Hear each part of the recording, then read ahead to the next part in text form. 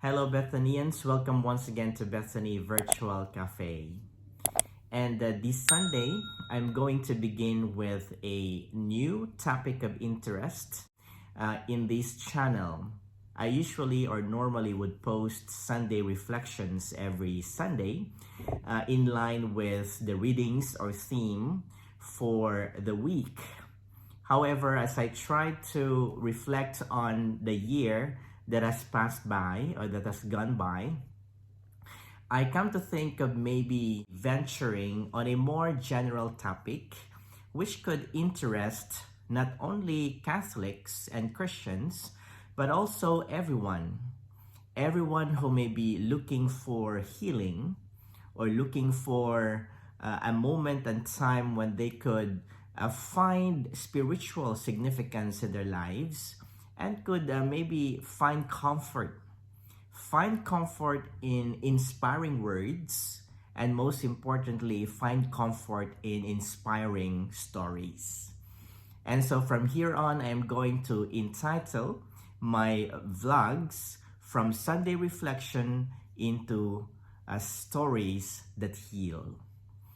So hopefully that as I change this format, I'll be able to get hold or maybe reach out to more people than usual.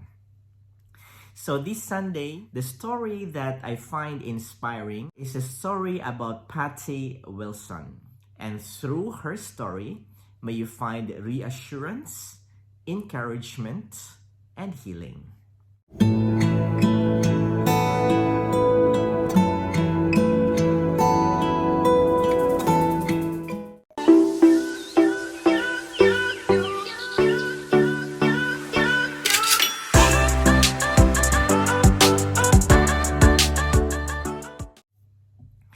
So Robert A. Schuller tells about a young woman named Patsy Wilson who had a different kind of courage. As a preschooler, Patsy had a minor history of convulsions. Then one day, when Patsy was 7, she had a severe convulsive attack in school. She began to shake so hard that she fell to the floor. Her eyes rolled back in her head. The next day, the other children avoided her, as children will often do. Over the years, Patty's attacks increased, and the doctors finally diagnosed her problem as epilepsy.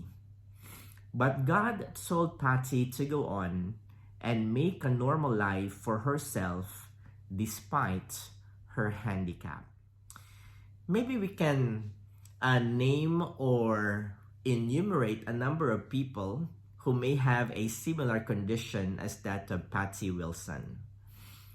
Brothers and sisters who may be in some sort of disability. And at times we treat these people with so much prejudice that they find themselves in a position where they see themselves of low self-esteem or admiration. And because of that, they tend to maybe shy away from people.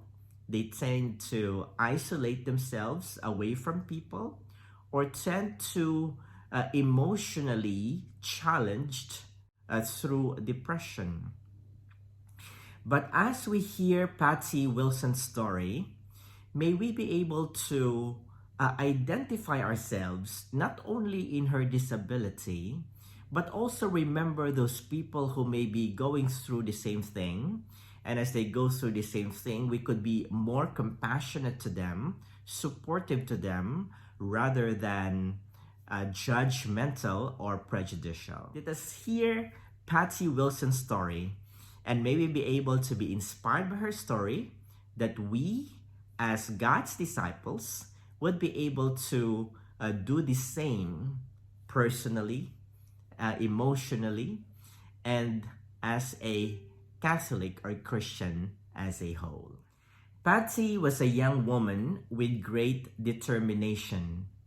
When she was 15 years old, she decided to run from Los Angeles to Portland, Oregon, to prove to others that epileptics are normal people, and to raise funds for the National Epilepsy Foundation. By the end of the first day of her marathon, her foot was aching so badly she could hardly stand on it. But Patsy would not stop. The pain grew progressively worse in the next few days. Finally, Patsy's parents convinced her to see a doctor. "You have a stress fracture," the doctor said after examining her foot carefully. "You must stop the marathon so it can heal." And by healing here, the doctor meant physical healing. "But doctor, I've got to complete the race," she replied immediately. "Patsy, that's impossible," said the doctor. "I've got to set the fracture." "Well, what would happen if you set the fracture in a few weeks when I'm done with the run?" Patty suggested. "I've made a commitment. I have to fulfill it." "But Patsy, if I bind it so you can run, you will get blisters." "What are a few blisters?" said Patsy. "Nothing more than fluid under the skin. My mother could take a syringe and drain it so I can keep going." And that's just what Patsy did. The doctor showed her parents how to wrap her foot tightly with tape. To wrap her foot tightly with tape. Here we can see how Patsy Wilson was as a person. She was very determined, she was very courageous, and she was really patient and persevering. That despite her disability, her fracture, her epileptic condition, she still was very determined to do it anyway and to complete the race. Who among us here do not have a personal goal or a particular goal in life? Our goals can only be achieved or could only be accomplished with determination and courage. What was very interesting about this part of the story was Patsy Wilson making a moral decision. A moral decision to convince not only the doctor or her parents or those people who may rely on her or are confident about her capabilities and potentials, but also herself who may be in some sort of disability and struggle, and yet has the courage to really put her foot forward in order to realize her goals. Don't we have personal goals? For sure we do. What are your goals in life? And how do you achieve your goals? What do you do in order to achieve those goals? And for Patsy Wilson, I think it's clear. She had a goal and she knew how to accomplish her goals. So, just like Patsy Wilson, may we be able to find clarity of our goals, yes, and as it is clear to us what our goals are, the determination and the courage to do everything in order to accomplish those goals. So are we ready? Do we have the same spirit or the same determination that Patsy Wilson had? If we don't, then maybe we can continue to hear Patsy Wilson's story and try to see how she could inspire us to move forward and accomplish our goals. And so each day, Patsy ran 25 to 30 miles despite the pain in her foot, despite 2 epileptic seizures. Patsy ran for 42 more days. When she finally got within a mile of the city of Portland, The mayor joined her. Together they ran into the city under a banner which read, "Run, Patty, run." Patsy Wilson ran 1,310 miles on a fractured foot. So imagine that. On a fractured foot, she was able to accomplish 1,000 and something miles. How is that for us? We may be in a good condition, better condition than Patty Wilson. Can we even reach what she has reached in her lifetime?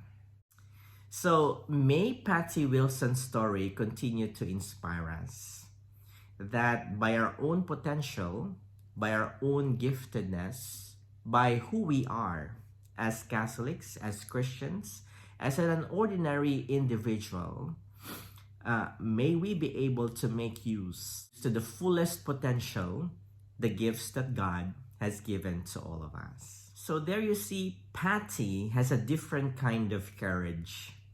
When push comes to shove, she was willing to risk everything if in order to accomplish her goals. May we have the same spirit and commitment as that of Patty Wilson. And if we are going through something, be it emotional, physical, and spiritual struggles that need healing, may we be able to see a good example in Patty Wilson, to be determined, to be courageous, and to be strong by God's grace to accomplish our goals by His help, by His grace, by His gifts. I lost close friends the past few years, and each time I would remember them in their anniversaries. Just recently, we celebrated the anniversary of a friend of mine who died last year in the same month of August. And each time I would remember and recall those instances where they left me behind as a friend, I would oftentimes ask myself these questions. Must I take it against myself, or must I take it against God? Should I stop living the rest of my life as they have left this world because of death? Or just like some of Jesus' disciples who left him, should I also live this way of life and return to my former way of life? These are challenging questions, I would say. And at times, these questions are even accusative. I would accuse God. I would accuse people. And even inanimate things, just so to validate grief and my sorrow. But as I go through these questions, I hear my friends are talking to me. They tell me, don't worry, we're okay. Don't worry, you'll be fine. Don't worry, you'll be able to get through a difficult and tough times. And just like Patty Wilson, this is more like an ongoing assurance that if Patty Wilson was able to overcome her difficulties in life, I too can do so. I too can do the same. We continue in this different format, a symbol or image of the week. And for this week, our symbol would be a banner. What is a banner?